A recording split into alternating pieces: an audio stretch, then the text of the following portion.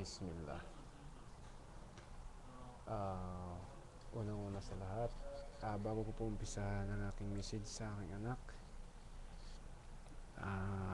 ako po humihingi ng pasalamat at guidance kay Allah Subhanahu wa Ta'ala ng ating Panginoon na siyang lumikha ng langit at lupa at lahat ng alamin, lahat ng tao at hindi nakikita.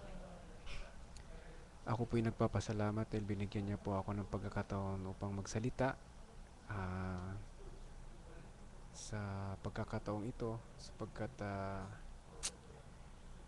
how many times na po akong nag-try pero alhamdulillah ay now successfully napag-upload po ako ng aking video.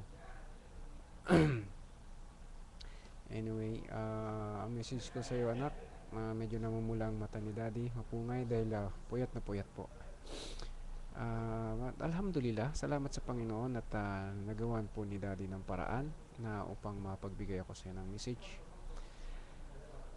Anak, masasabi ko lang mag-aral kang mabuti, yun ang una-una doon. Pero ang pag-aaral ng karate anak, alam kong gustong gusto mong mag-karate, pero ang karate ay may disiplina at ito'y ginagamit lamang sa tamang paraan at ito'y hindi pinagmamayabang anak at most of all anak, ang unang-una po sa lahat ay dapat sundin mo lagi ang iyong mami at huwag ka maging pasaway sa lahat ng nakakatanda sa'yo. Kung may problema ka man o may gusto kang sabihin kay mami, sabihin mo. Huwag yung kung magsisimangot ka o magdadabog, dapat sabihin mo kay mami ng may nahon. At kung pasensya na rin anak kung minsan ay napagtaasan ka ng boses ni daddy or ni mami or ni lola or something tita o tito, ay sana wag ka magdamdam anak sapagkat ito po ay pagpapayo at pagkokorek at pagtuwid po sa iyo dahil sa tingin mo po ay ito'y tama, ngunit bilang isang magulang at nakakatanda sa iyo ay ito po ay hindi na po maganda.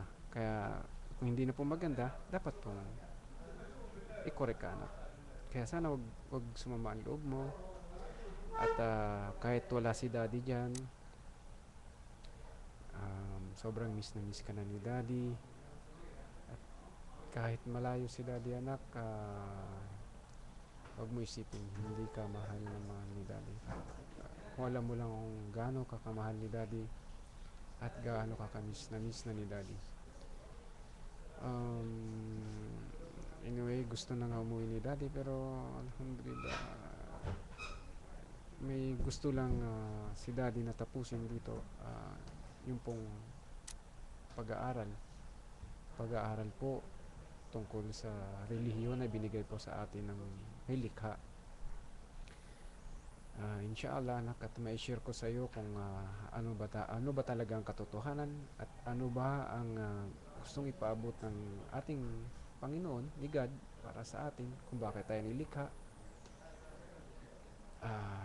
Ayun lamang anak, at pasensya na kung hindi mo kita mabati ng kung ano man sinicelebrate mo ngayon dahil ito po'y ako po'y sumusunod lamang sa pinag-uutos ng ating Panginoon dahil sana maintindihan mo na lahat po ng propeta o sugo ng ating Panginoon ay kahit kailan po ay hindi po sila nagse-celebrate ng kanilang birthday. Kaya minamahal po namin sila, kaya sinusunod namin ang kanilang mga ginagawa. Ayun lamang anak, hindi ko na po tatagalin ito at magpakabait ka dyan, be strong, sana pag-usayan mo ang iyong karate bilang self-defense mo habang wala si daddy at yun lamang. lagi kang pinipray ni daddy araw-araw.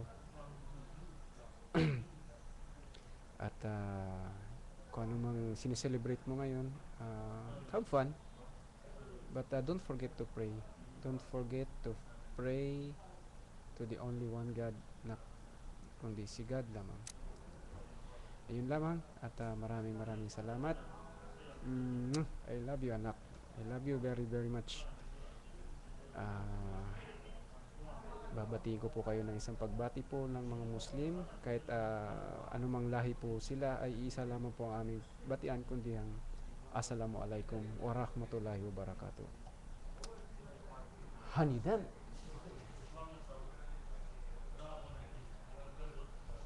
Bye na. Bye. Bye. Bye. Bye.